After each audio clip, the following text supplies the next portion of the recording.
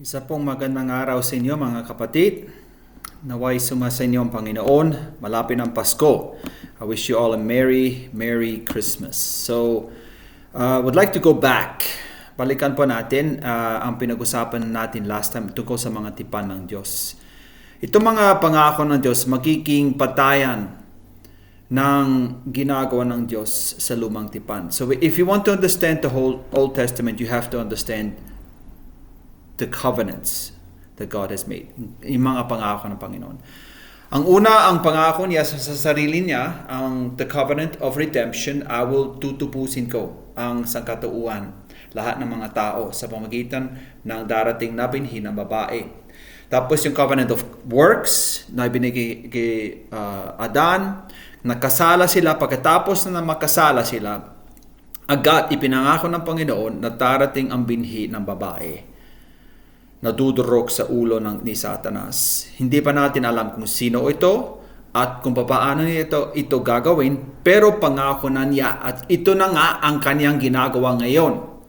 So we see these covenants worked out, the administration of the covenant of grace, pamamaraan ng pagtupad ng mga pangako ng Panginoon. At ang unang covenant o tipan na ginawa niya ay kay Noe. At ang layunin nito upang alagaan at ingatan ang binhi ng babae. So there's two promises to preserve them. Ang una, bago pa pinaha ang lupa, sabi niya, ako'y gagawa ng kasunduan, tipan, isama mo ang iyong asawa, mga anak na lalaki, asawa nila, at pumasok kayo sa barko. Pagkatapos na naman baha, sabi niya, ito ang aking pakikipagtipan sa inyo, kailan hindi ko nalilipulin sa pamamagitan ng baha ang lahat ng mga may buhay. Wala nang baha na gugunaw sa daigdig. At bigyan naman tayo ng palatandaan nito, kundi ang pahaghari, makikita pa natin ito sa langit, ay palaala sa atin na hindi na muli wawasakin o lilipulin ng Panginoon ang lupa. Pangako niya. So I will preserve you. I will keep you. Yan ang pangako niya. Pangalawa naman ay ang pangako kay Abraham. Kung saan, lupa at binhi. Genesis chapter 12. Nagpakita kay Abraham si Yahweh na nagsabi sa kanya, ito ang lupaing ibibigay ko sa iyong lahi. So ano pangako? Lupa. Ibibigay ko ito sa iyo, sa inyong lahi. Yan ang salitang binhi. This is the seed again. Nakikita natin muli dito ang binhi ng babae. Yan nga ang binanggit ni Pablo sa Galatias. Nasabi niya, ang mga pangako na ito ay sinabi kay Abraham at sa kanyang binhi. Hindi sinabi sa mga maraming binhi. Sa halip ay iisa lamang. At sa iyong binhi. At ang binhing yan ay si Kristo. So ang pangako talaga ay darating ang manunubos. Darating ang tagapagligtas. Pero meron pa rin pangako na lupa. Kaya sa Genesis chapter 15, inulit niya, ng araw na iyon, kumawa si Yahweh ng kasunduan ni Abraham at ganito ang sinabi niya, ibibigay sa lahi mo ang lupaing ito. At sa Genesis chapter 27 naman, ipinako niya, ang lahi mo ay magiging sindamin ng bituin sa langit at sa buhangin sa dagat. Sasakupin nila ang mga lunsod na kanilang mga kaaway sa pamamagitan ng iyong lahi. Pagpapalain ang lahat ng bansa sa daigdig sapagkat sinunod mo ang aking utos. Muli, ang pangako ng Panginoon, hindi lamang pagpalain ko ang Israel tapos ang istorya. Hindi ho. Kundi ang layunin niya talaga, pagpapalain ko lahat ng bansa. Ibig sabihin, lahat ng ethnic groups. Lahat ng ethnic na people sa mundo. Pagpapalain ko sa pamamagitan ng iyong lahi, ng iyong binhi. Walang iba kundi si Jesus. Ngayon naman, ito mga pangako na ibinigay kay kay Abraham ay tinupad sa dalawang pamaraan. In two stages or two ways. Ang una ay physical. Tunay na mga pangako ibinigay kay Israel. It's typological kasi it points to something greater. At ang laman nito ay ang tipan ni Moses. Ngayon, mahalaga. Sa bagong tipan, tinawag ito ng bagong tipan anino lamang o larawan. Kaya Hebreo 8. Ang paglilingkod ng mga ito, mga saserdote sa lumang tipan, ay larawan lamang ng nasa langit. Sapagkat nang itatayo na ni Moises ang tolda, maigpit na ipinagbilin sa kanya ng Diyos ang ganito: tiyakin mo na gagawin mo ang lahat ayon sa huwarang ipinakita ko sa iyo sa bundok. Ibig sabihin na siya ay nasa bundok, parang pumasok siya sa langit, nakita niya doon ang tunay na templo, tolda ng Diyos. Sabi niya, gawin mo ito tulad ng sinabi ng nakita mo. Ito ay larawan lamang ng tunay na sa langit. Kaya sa Hebrews chapter 10 naman sinasabi, ang kautusan, the law of Moses, ang 10 utos, ang mga utos ni Moses, ay anino lamang. It's but a shadow. Ang hindi lubos na naglalarawan ng mabubuting bagay sa natarating. Hindi ito nagpapabanal sa mga lumalapit sa Diyos sa pamamagitan ng mga handog na iniaalay taon-taon. Ang mga alay ng mga saserdote sa lumang tipan hindi pwede mag-alis ng kasalanan ng tao. Hindi pwede. Ang pagsunod sa utos, hindi pwede mag-alis ng kasalanan sa atin. Kundi lamang ang tunay, ang katuparan na walang iba kundi si Jesucristo. Yan it really points to Jesus. Dapat natin makita dito sa mga kasunduan, hindi ito talaga tungkol sa bansang Israel kasi hindi nila kayang tuparin ito. Ngunit tinupad ito ni Jesus. At sa pamamagitan nito ay naging pagpapala ito sa atin. Kaya it's anti-typological, it's actually spiritual. So the promises are spiritual promises because they point to something greater, to the new covenant. Hebrews calls it the substance, ang tunay, katunayan. Pwede nyo basahin ito sa Hebrews chapter 7 verses 26 to 8 verse 5. Miski hindi pinapanggit dito ang salitang substance, hindi ang pinapanggit niya dito yung paglilingkod ng mga saserdote na hindi nila kayang tuparin ang kautusan. Ngunit dumating si Jesus na ang tunay na saserdote, takilang saserdote, namatay para sa atin, tinupad niya. So it all points to Jesus. Kaya sa Colossus naman, sabi ni Pablo doon, verse 17, anino lang ang mga ito, yung ginawa sa lumang tipan, nang inaasahan noon na darating at si Kristo ang katuparan nito. Si Jesus ang katuparan. So it points to Jesus. So kung pag-aralan pa natin itong mga tipan sa lumang tipan, you have to look at it in a physical way and in a spiritual way. Ang physical ay para sa bansang Israel. Pero ang spiritual ay para sa mga sumasampalataya ngayon kay Jesus. Halimbawa, ang susunod na tipan ay yung covenant of circumcision, pagtutuli. Akin kayo, so you belong to me, sa pamamagitan nito. Genesis chapter 17, verse 10. Ganito ang inyong gagawin. Lahat ng lalaki sa inyo ay tutuliin. At yan ang magiging palatandaan ng ating tipan. Ano ang sign o palatandaan? Tuliin ang lalaki sa physical. Pero hindi ito talaga ang hinahanap ng Panginoon. Kundi ang pinag-usapan talaga dito ang spiritual na pagtutuli. Kaya sa Pilipos, maliwanag na sinasabi ni Pablo, tayo. Hindi sila. Hindi mga Hudyo. Tayo na sumasampalataya kay Jesus ang tumanggap ng tunay na pagtutuli. Tayo mga sumasampa sa Diyos sa pamamagitan ng kanyang Espiritu. At sa Romas naman sabi ni Pablo, kundi ang isang tayo Hudyo sa kalooban at ang pagtutuli yaong sa puso, sa Espiritu at hindi sa titiks o sa laman. It's a spiritual na circumcision, pagtutuli sa puso. Tayo ang tinupad ito ni Jesus para sa atin at ngayon tayo ay sakop din ng pagtutuli. tipan na ito sa pamamagitan ni Jesucristo. Ang ika-4 naman na tipan ay ang kay Moses. Iba ito sapagkat itong covenant, it's conditional. Lahat ng pangako ng Panginoon, walang kondisyon. Pangako lamang niya, sabi, gagawin ko ito. Ipinangako niya, gagawin niya. Pero ito, it's conditional. Bilateral. Kung gagawin mo ito, gagawin ko ito. Pagpapalain kita. Kaya sa Exodus, sinasabi, kung susundin ninyo ako at magiging tapat sa ating kasunduan. To the covenant. What's the condition? Sundin ninyo ito at maging tapat kayo. The promise? Kayo ang magiging bayang hinirang. Ang buong daigdig ay aking, ngunit kayo ay aking itatanggi.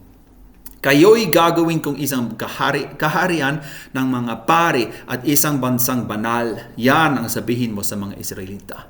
So it's a conditional covenant. Do this, you get the blessing. Anong sagot nila? Sumangayon. Opo, gagawin pa namin. Hindi pa nialam kung ano talaga ito. Hindi pa ibinigay ang kautusan sapagkat ang kautusan ay sa chapter 20. Ito chapter 19 lamang bago pa ibinigay. Naroon ang kondisyon. Sabi nila, gawin namin. Hindi nila kayang gawin ito. Kaya lamang gawin ito ni Jesus. Kaya tinupat niya ito. At dahil doon, ang pangako ay atin. Itong sabi ni Pedro. Sa 1 Pedro chapter 2 verse 9, kayo isang lahing pinili, mga maharlikang pari, isang bansang hinirang bayang pag-aari ng Diyos. We received the promise. Ang pangako ay binigay sa atin. Sa pamagitan ng pagtupat ni Jesus sapagkat siya ang tunay na tipan. Ganon din sa 5 na ang kay Phineas na isang sacerdote, ang pangako ay lasting priesthood. The privilege of His presence. Pwede kayong humarap sa akin.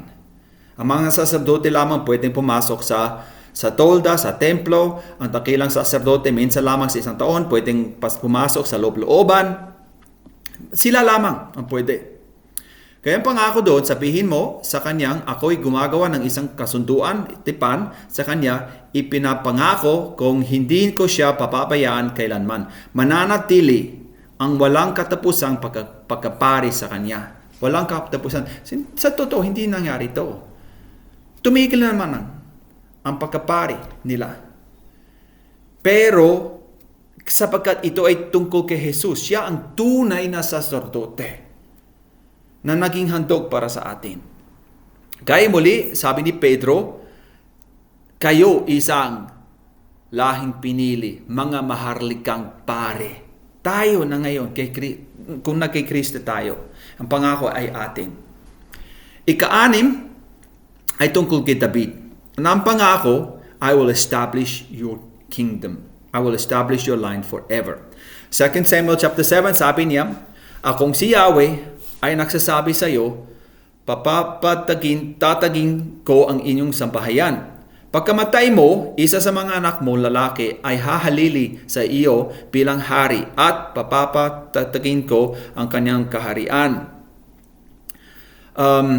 Ang pangako talaga kay Abraham na may darating na hari. Pararamihin ko, Genesis chapter 17, pararamihin ko nga ang iyong lahi at magtatagdag sila ng mga bansa at magiging hari. At may magiging hari sa kanila. So kingship is part of the covenant given to Abraham and his descendants. There will be kings. Pero ano kaya? Ang pangako dito kay David. Yan ba kay Solomon? Na anak niya, isa sa mga anak mo, ay magiging hari, magpakailanman? Hindi. Kasi pinutol ni Solomon ang kausunduan. Hindi na tinupat ito. Hindi naging tapat sa pagsunod sa Panginoon. Kaya mula roon talagang nawasak na ang kaharian. Hindi ito tungkol kay Solomon, kundi tungkol kay Jesus. Kaya nga sa awit 89 sinasabi, sabi mo, O Yahweh, isang kasunduan ang iyong ginawa kay David, mong hirang at ito ang iyong pangako. Isa sa lahi mo'y laging maghahari. Ang kaharian mo ay mamamalagi. Ang aking pangako sa kanya'y iiral at mananatili sa aming kasunduan. Verse 29, laging maghahari ang isa niyang angkan, sintadak ng langit yaong kaharian. Hindi ito tinupad ni Solomon. Hindi siya haring mamalagi. Ito ay tungkol kay Jesus, na siya ang tunay na Mesiyas. Kaya in Psalm 2, which is a messianic psalm, it points to the coming of the Messiah, sa darating na Mesiyas. Sinasabi sa verse 6, Gayon may inilagay ko na ang aking hari sa Zion, sa aking banal na burol. I have already installed my king. Inilagay ko na. May hari na. Hindi pa lumabas. Pero paglabas ni Jesus, sa araw ng Pasko, the king has come. Not evident yet, pero siya ang tunay na hari. At ito naman, alam ko, maliwanag ito sa inyo, ang ikapitong tipan ay ang pangako sa Israel at sa atin ng bagong tipan.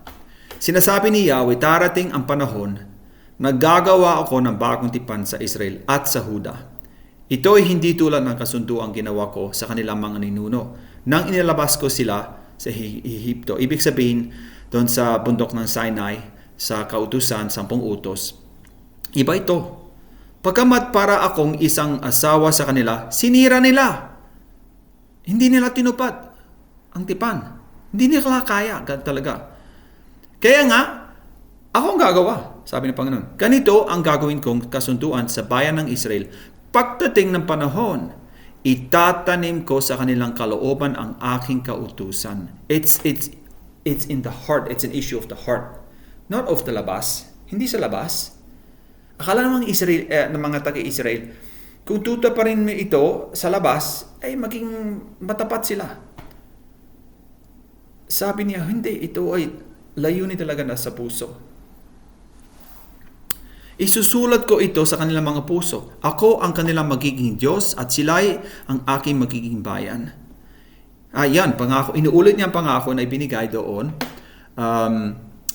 kay Moses.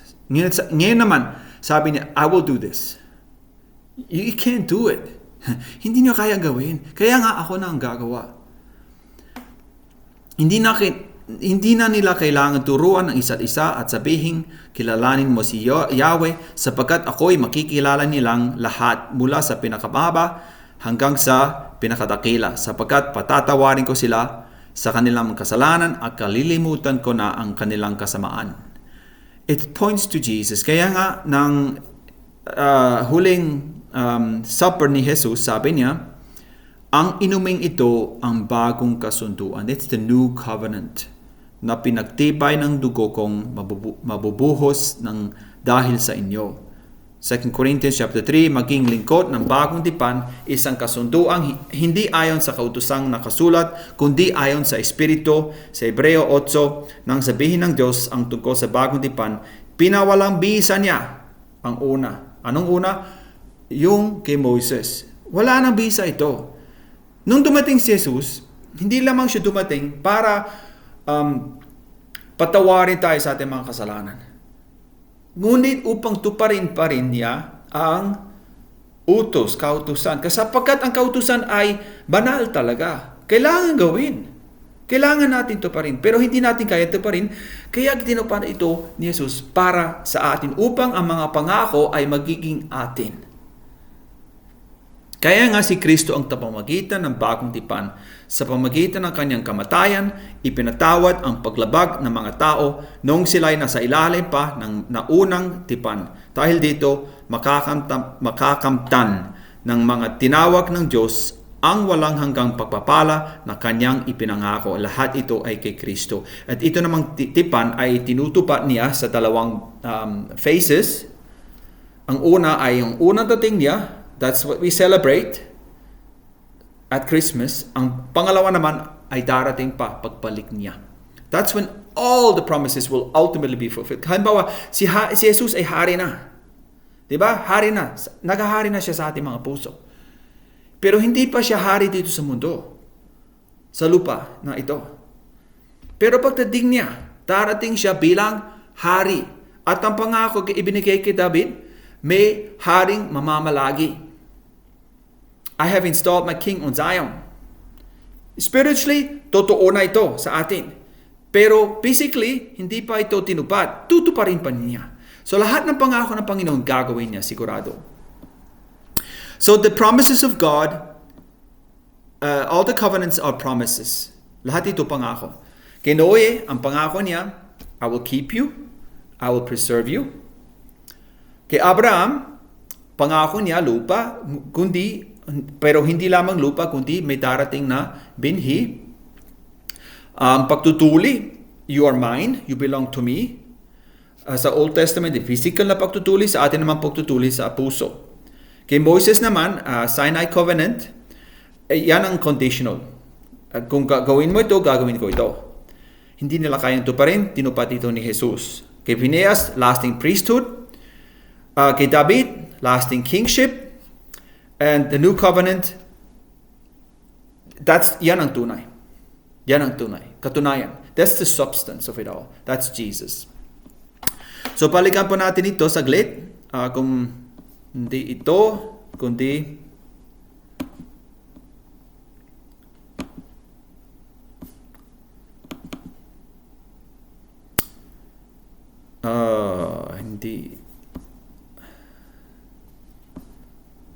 hindi maganda.